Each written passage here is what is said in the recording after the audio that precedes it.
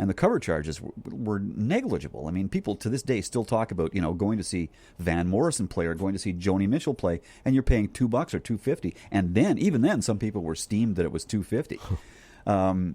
So it was a when the NCC and Gallant told Pierre-Paul that they wanted the place to be as profitable as, say, the Japanese Village, for example, or the Hayloft were in places that the NCC owned.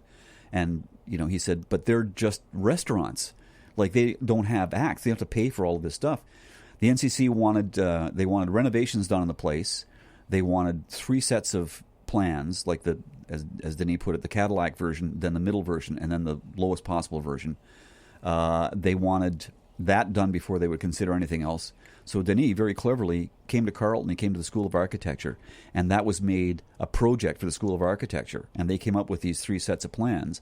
The NCC approved those, and then, just when they thought they dodged the bullet, the NCC said, we will front the money for the cost of the renovations, but it's going to be amortized over the next 10 years, going to pay us back at a certain interest rate. The monthly rent is now going to be $2,000 as opposed to $450, and they wanted a cut of the door. So you can see why they went out of business. Yeah. There's no way they could do that. How many square feet was the place? I can't remember. It was two. There are now 2 stores there. I Yes, just walked Shad. past it. Shad is one of them, and then one next to it. Yeah, used to they be a popped, Persian road it used shop. to be a window, and they popped a door into it. Yeah, that's right. So it was. I don't know. It was a fairly large place. I mean, people could see the pictures. They're pictures in the book, and I mean, it sat a couple of hundred people, I guess, maybe 160, 180, something like that. Did you have access to the upstairs? Was that part of the deal? Well, there is an upstairs. That was where the green room was. Yeah, the so-called green room was the top of the stairs, and then the second floor was, Saw Gallery, which exists to this day. The reason it's called the Saw Gallery, the Saw stands for Sussex Annex Works. That was the Sussex Annex. It was the upstairs. Oh. And Arthur too, the artist. More things on Wikipedia. Arthur was. Arthur had his stuff up there, and I believe, and Arthur, if you're listening, I'm sorry to mention this, but I believe that there was a fire there once, and Arthur may have accidentally started it with a cigarette. This is what I was told. That's okay. Anyway, but that was where Saw Gallery started. Oh, it was upstairs. And that building, I did a little research. That was the former Geological Survey of Canada building. Yeah, the whole block sort of building sort of thing. Yeah. It was a cool place. It had tin ceiling, that pressed tin ceiling and everything. It had the brick wall, which is, de rigueur for any coffee house. Yeah, it's infamous. I never saw it, but a lot of people talk about the brick wall. Yeah. Was it in good shape, the brick wall? Oh, yeah. It was really cool. It was the brick wall. It was the brick wall, and the stage was right against it. They moved the stage around a couple of times. Then he tried the stage in the front window for a while to see how that would work, and it didn't really play well because the door, if you were sitting in the club looking at the stage, the front door was to the right, and people were coming in. Right. So you'd have an act playing, and then you'd have people who were arriving late, and that wasn't any good. So they moved it back, the stage back, so that the brick wall was behind everybody. Was it ever licensed? No. Never. And that was one of the reasons why. No, it was just a coffee house, and that was it. Huh. Just that, and Did they try to get a liquor license? They got some special occasion stuff, I think, a few times, but that was later on towards the end. And again, it wasn't just. I mean, the NCC was obviously a big reason why it went under, but also the times really were changing. I mean, there were clubs, there were Squires on Rideau Street, and there were all kinds of places where you could go and listen to rock bands and stuff and have a beer, and that's what people were starting to do. Mm-hmm. Whereas you went to Hibu, and you would see better acts probably, but it was just coffee and juice. I mean, that was it. And so that sort of, and that was happening to all the coffee houses at that point.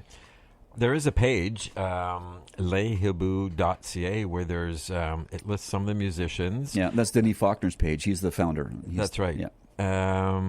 He's still with us? Oh, yeah. Oh, yeah. Mm-hmm. What's he doing now?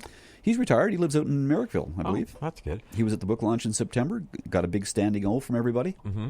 Yeah. Now, you can probably do all this. You can see it on your monitor over there. If I click on an image, you could just, without looking at the name, you could probably guess who all those people are. Sure, right? That's Al Cooper.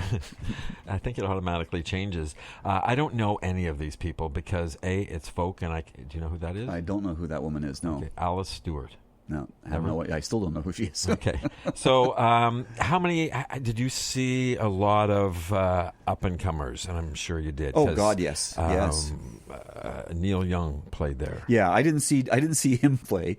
There was a story about that though. Neil was he wanted to play Hebrew when Denny and Harvey owned it. Harvey Glatt was Denny's sort of silent partner, and Harvey didn't think that his voice was any good, and told him that he would take him somewhere else, and he took him over to the Wasteland, which was a coffee house at the University of Ottawa on Laurier East. The Wasteland? Yeah, the Wasteland. It was in the basement. It was actually a cool place, too. And Ian Tamblyn, all these guys, yeah, it was a great place.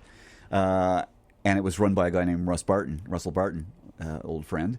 Harvey took Neil over there, and I think he played over there. But then, after John Russo bought Hebrew, Neil came back. He had just recorded his first solo album, and he just set up Buffalo Springfield and was about to go on tour, but he came back and played. John booked him.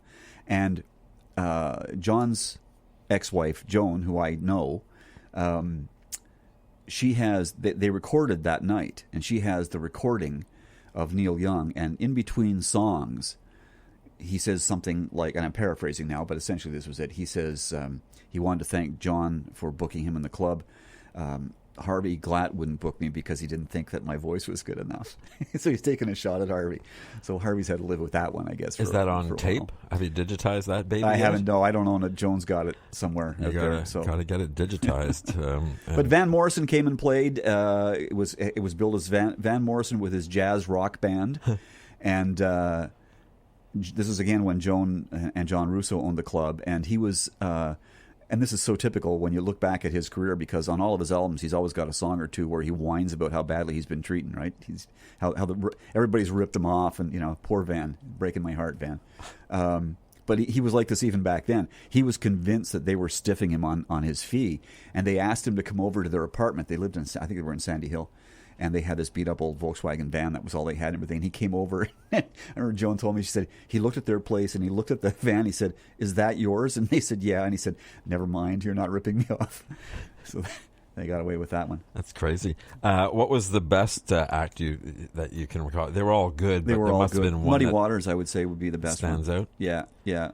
That brings me to Dan Aykroyd, if you want to hear that story. Yeah, there was something. He was either a regular or... He was. He talks about this in almost every interview that he does. He talks about how Lebu influenced him and how he went there and heard all these guys and how he got to play drums with Muddy Waters. And he talks about that at length. I never heard But I don't think that's true. You see, this is the issue. Well, and there's rumors that he was an announcer here at CKCU, and I don't think that's true. I'm not sure about that either. He did stuff with Sock and Buskin, that's for sure. Yeah, I know that, but I don't know if he was ever here. I don't think so. But he talks about this a lot, and it was funny because the previously mentioned Arthur too. Arthur had an experience with Otis Spann, who had been with Muddy, and then left him and started his own band. And his wife Lucille was the lead singer, and they came and played Looky Boo. And they played, back then a gig wasn't one night, it was like 4 or 5 nights. It was usually from Wednesday to Sunday, or Wednesday to Saturday sometimes. Wow. Yeah. So you got to see them, you could go, every night if you wanted to. Arthur and his buddies had gone down, and Arthur had been taking some drumming lessons and stuff, and so he'd gone down, and he'd gotten sort of friendly with the band because he'd been going every night, I guess. And then one night the band was playing, and Spann's drummer, a guy named S.P. Leary, had spent his afternoon around the corner at the Lafayette drinking, and in the middle of a song or at the end of a song, I can't remember which it was, he put down his drumsticks and stood up and walked out, went back to the Lafayette. This is in the middle of the gig. And so they looked around and they said, anybody play drums? And Arthur's friends are going, come on, man, get up there. And he was like freaking out, I can't. And they said, well, one song. So they get up, and Lucille comes out, and I think she said, because they'd gotten to know Arthur and they were being kind to him, she said, got my mojo working for Arthur. That's what we're going to do. So they got my mojo working, and Arthur says he's playing. He's looking around. And there was another guy, John Feel, who I've also interviewed in the book, musician, who was the stand-in bass player that night. And Arthur says he looks over, and there's John playing bass, and they're thinking, this is so cool. They're playing with Otis Spann's band. And the song finished, and he thought that he'd get to go away, and they made him stay. So he played like the whole set. And that was like a high. And he said he could, outside, his buddies who couldn't afford to come in, you could see them through the curtain out in the sidewalk, and they're jumping up and down. So that was a big deal for Arthur. Well, that's Dan Aykroyd's story, essentially. And I'm telling you, I tried to interview Dan Aykroyd, but we couldn't get to him. But I've talked to a lot of people who saw Arthur do this with Otis Spann, and I saw Muddy Waters. Now, he was there for several nights, so I wasn't there every night. But I've talked to a lot of people who saw Muddy Waters too, and nobody remembers that happening with Muddy Waters. Everybody remembers it happening with Otis Spann. So I'm just saying that maybe Dan Aykroyd witnessed this happening to Arthur, and then it became part of his story. And if it's not true, I think he believes that it's true.